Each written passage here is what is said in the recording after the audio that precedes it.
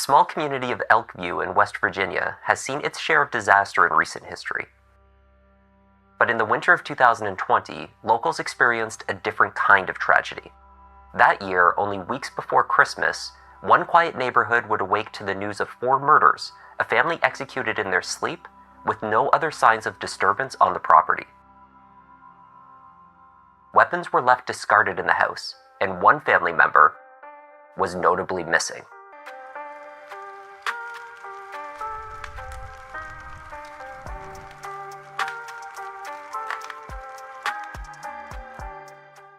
Pinch, West Virginia is a community near the Elk River on Pinch Creek in Kanawha County. The county is home to the state capital, Charleston, its largest city. But near to Pinch, the region is less metropolitan. Here, Daniel Long and his wife, Risa Saunders, lived with Risa's 2 sons, Gavin, 16, and Gage, 12. The couple were also parents to Jameson, 3 years old. On the 13th of December 2020, Risa's father, Timothy Saunders, had grown concerned that he had been unable to get in touch with his daughter. He had phoned the day before with no response. He tried again that morning, but no one picked up. He quickly grew concerned and drove out to check on the family. Timothy arrived at their home on Cemetery Hill Drive at about 10:30 a.m. that day. The neighborhood was, as usual, peaceful. When Timothy entered the house, he found that the front door was unlocked. The house inside was quiet, so Timothy began to look around. It was dark inside, no lights were on. Timothy made his way to the master bedroom. In that room, after reaching for the light, Timothy found his daughter, 39-year-old Risa May, and her husband, Daniel Long, both deceased. Gage was also discovered by his grandfather in the same room on the floor at the foot of the bed. Rushing from the house to a neighbor's, Timothy contacted 911 emergency. He said only that his family was dead from what appeared to be an act of violence. He had been unable to wake them, but had no other details for the operator. When the sheriff deputies arrived at the scene, they entered to find yet another victim. Young Jameson, who had met the same fate as his family members, was in his bedroom. But at that stage, not everyone had been accounted for. 16-year-old Gavin was not in the house, and he could not be reached. About 10:40 this morning, we received a call from a family member that came to check on the family at this location. Upon the family member's arrival and the first responding deputies, we found 4 deceased people inside this residence. We're not really sure of the time frame as far as when the incident actually happened. We do know that a family member tried to get a hold of him yesterday, were unable to do so, and when they couldn't get a hold of him again this morning, that's when one of the family members came to check on them, and that's when they were found. We're in the process now of going through the residence, collecting evidence, and conducting the investigation. So right now it's very, very early, and we don't have a lot that we can really tell you right now. We're trying to get all that squared away and verified before we do anything as far as anything public. Inside the house, the sheriff's department located both a handgun and a large knife. Autopsies and forensic analysis would confirm that all family members suffered a single shot to the head, fired at close range, probably within 1 foot. It was determined that the shooting happened several days prior to their discovery on the 13th, likely on the 9th of December. Very few details were released in the immediate aftermath of the discovery. In fact, it even took a few days to confirm publicly the identities of those found inside. The sheriff's office offered only that they believed that the neighborhood remained safe. This was an isolated incident. The family had been targeted for personal reasons. I know the deputies that were on the scene here and are still on the scene don't get that very many calls. It's a fairly quiet neighborhood. This morning I just noticed a lot of traffic on the road, and then I got an alert on my phone, and being close to the scene, it's a little nerve-wracking because you don't expect it to be so close to home. Locating 16-year-old Gavin to verify his safety was a high priority. Fortunately, Gavin was found quite quickly. Later on the same day that his family was discovered murdered in the home, Gavin was located in a house on River Road in Clendenin, roughly 30 minutes away from Cemetery Hill Drive. The house was owned by the grandmother of Gavin's girlfriend, Rebecca Walker. Though her grandmother at the time was traveling, she was not at home. When deputies entered the house, they found Gavin hiding behind a chest of drawers in the third-floor bedroom. Several articles of Gavin's clothing found near to him showed signs of what could be blood. Later testing confirmed that it was, and that it matched that of the teenager's two younger brothers. Gavin was brought in by the sheriff for questioning. Even at this early stage, the story was beginning to unfold. Facebook records between Gavin and Rebecca showed that they had been in contact on December 9th, the day that the murders were thought to have taken place. Gavin appeared to have been messaging, in part, while traveling from his home in Elkview near Pinch to Riverhaven Road in Clendenin. The correspondence between the young couple left little mystery as to who had committed the massacre on Cemetery Hill. In these messages, Gavin admitted to Rebecca that he had killed his youngest brother. While being questioned by detectives, Gavin went even further. He offered a full confession. Gavin later claimed, however, that he was unaware that this would lead to his arrest. Rebecca Walker, 17 years old, was also arrested in connection to the murders. Her correspondence with Gavin exposed her as being complicit and an accessory after the fact. Detectives with Kanawha County Sheriff's Office made an additional arrest to the Elkview incident that occurred Sunday with the family.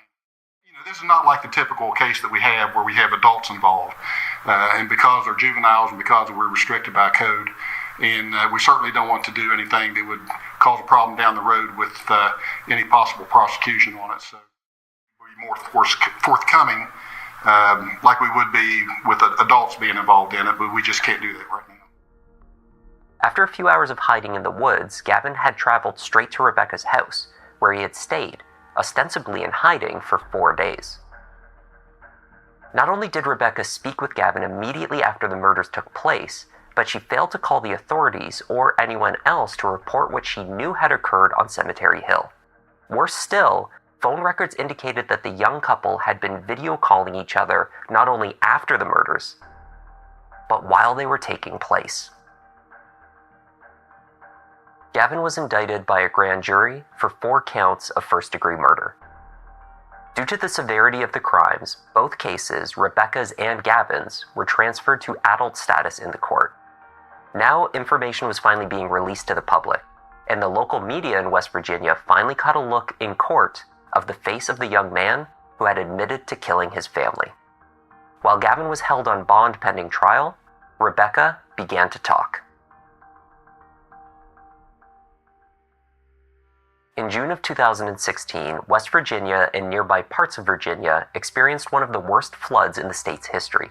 Over a period of approximately 12 hours, 8 to 10 inches of rain fell. It was the heaviest across 5 counties, including Kanawha County.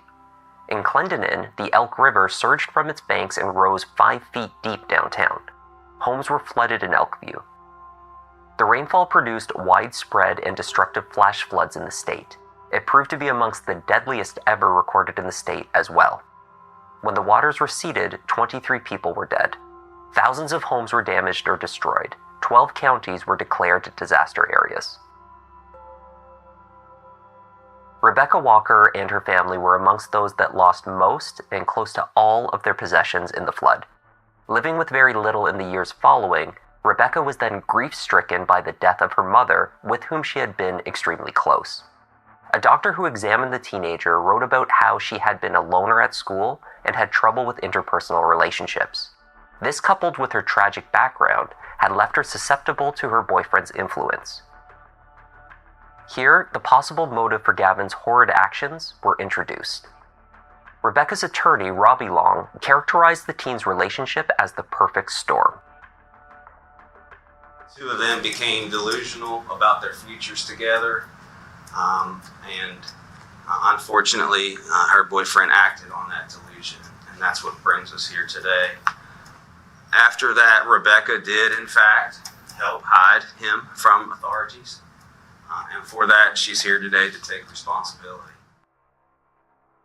They confided in one another, bonded with one another, and Gavin told her that he was being abused in his home, and he wanted to escape to be with her. Rebecca had wanted desperately to help him, but she also told the doctors that she did not know how to help him. Rebecca attempted to read a letter she had prepared, but was overwhelmed with emotion and was not able to read it aloud. It was instead submitted to the judge. I've wrote a letter like this before.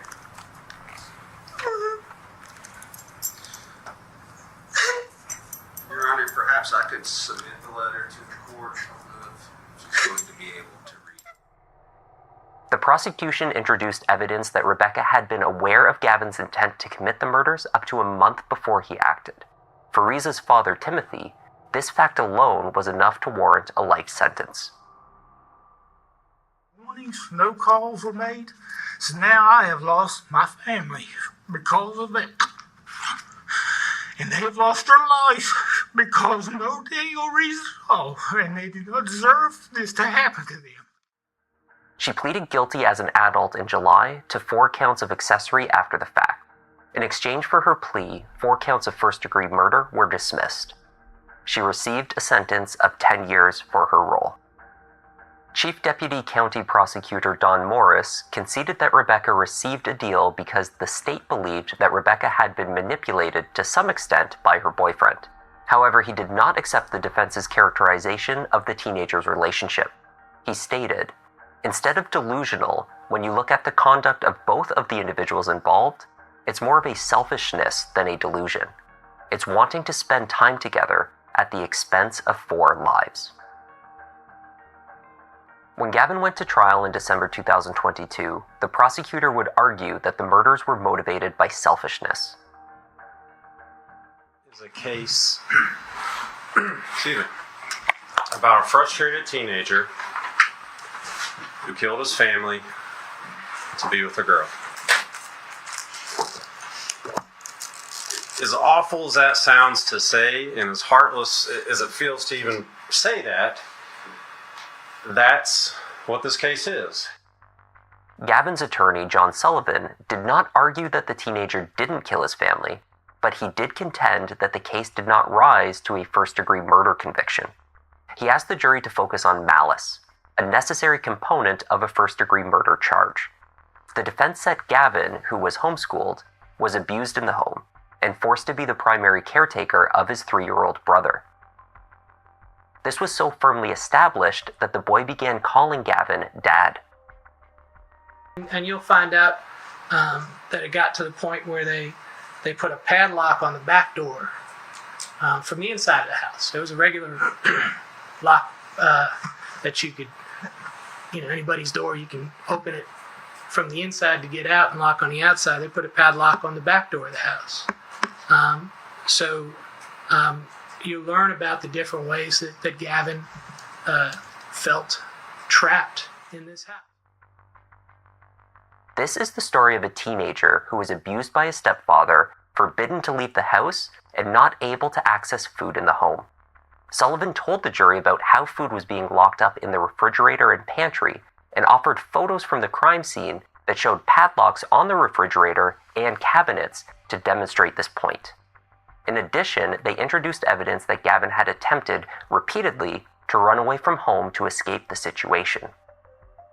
Text messages to Rebecca showed Gavin growing progressively more angry at the sheriff's department for locating him and returning him home. Contacted them. There was an extensive history there for the amount of runaways and guarding the particular individual. At that point, it was necessary to contact Child Protective Services because of that. But when I had spoken with Gavin at Buster's residence, he basically had just stated that he was, overwhelmed because he was being homeschooled and he wanted to go to school. But he had a responsibility to take care of Jameson, a 2-year-old, and that he basically fed him, clothed him, etc. He had also made a remark regarding some locks on some cabinets and doors and refrigerators. When Timothy Saunders took the stand, he told the jury that the food was sometimes locked up because the boys had been known to eat excessively and the family was trying to make what food they had last through the month. Timothy also recounted the heartbreaking moment when he entered his daughter's home to check on the family and found them in the bedroom. And the light was off and they had darkening curtains. So I just seen them laid in the bed, so I was hollering for them. Anybody answer? Nope.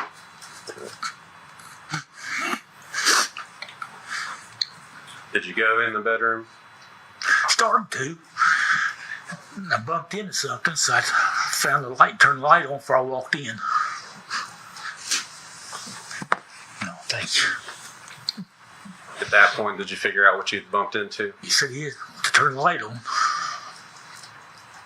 And what was there? Gage. Rebecca Walker was the state's fourth and perhaps most crucial witness. Rebecca, is it hard for you to be here today? Yes, it is. When she took the stand against her former boyfriend, jurors learned that Gavin's mother and stepfather had not approved of their relationship. They had forbidden Gavin from continuing to see Rebecca, but the two had continued their relationship in secret through text messages and video chat.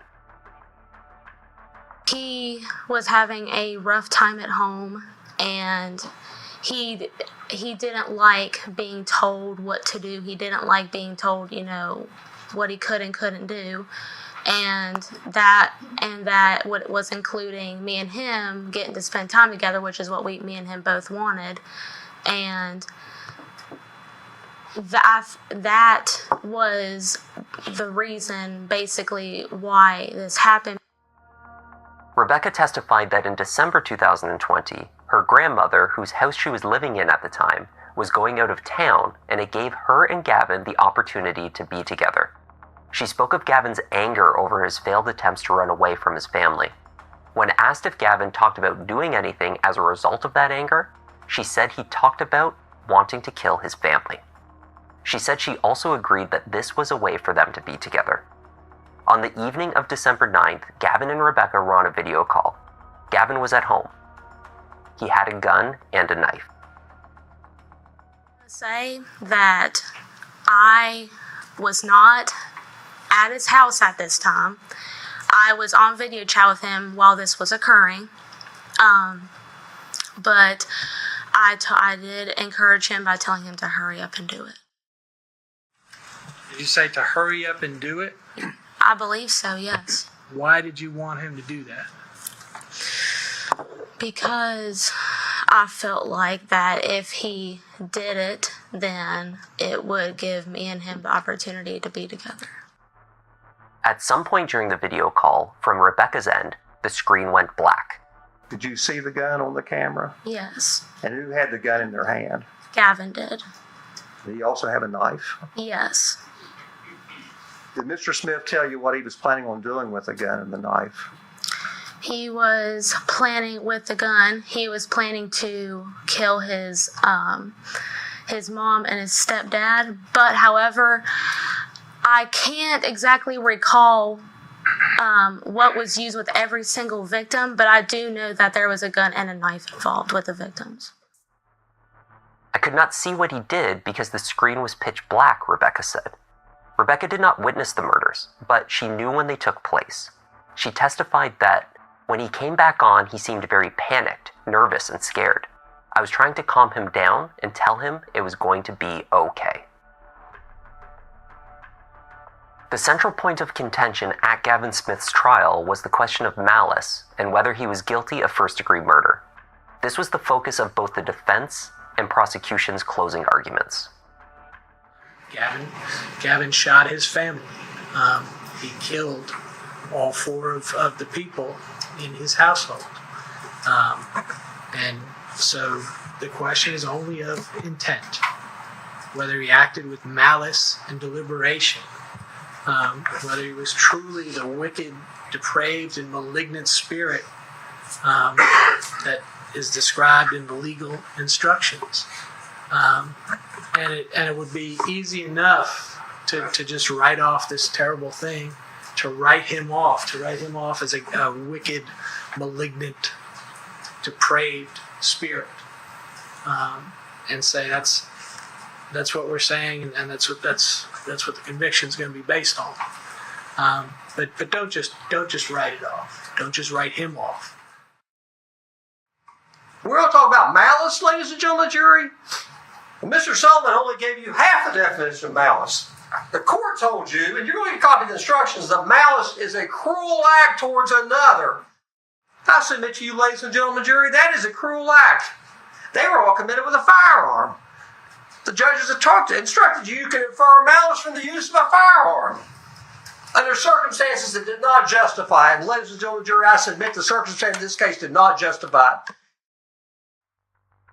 The trial lasted only 4 days, 3 to present witnesses and 1 for jury deliberations. Gavin Smith never took the stand in his own defense. The defense team relied on the testimony from the sheriff's department relating to his attempted escapes and the photos of the padlocks in the house as proof that he was being held against his will. The jury found the defendant, Gavin Blaine Smith, guilty beyond a reasonable doubt of murder in the first degree as contained in count 2 of the indictment. And you just heard Gavin Smith has been found guilty on 3 counts of first-degree murder and 1 count of second-degree murder. Jury foreperson Stephen Hayward later told the local media that the jury deliberated extensively on questions pertaining to the application of first-degree murder in the death of 12-year-old Gage. That he was found in his parents' room where he was not meant to be suggested to them that there was a reasonable doubt that Gavin had intended him as a target. They applied the lesser charge of second-degree murder for that reason. Young Jameson had been found in his room. The jury viewed that his murder was premeditated. There was a heaviness and the gravity of the situation was not lost on anyone that was sitting in that courtroom. Because we were dealing with, one, the lives of four people that their lives were taken, but also we have essentially a 16-year-old boy that took the lives of his family. And trying to really figure out what would make someone do that is always, it's not an easy thing to even try to wrap your head around on a good day. Gavin will be eligible for parole in 15 years. A juvenile cannot be sentenced to life in prison without a chance of parole in West Virginia, despite being tried as an adult. He faces multiple life sentences. It is unlikely that parole would be issued in only 15 years. At the time of publishing, we know only that Gavin's sentence will be handed down at a later date. And that was the tragic case of Gavin Smith and Rebecca Walker. Thanks for watching.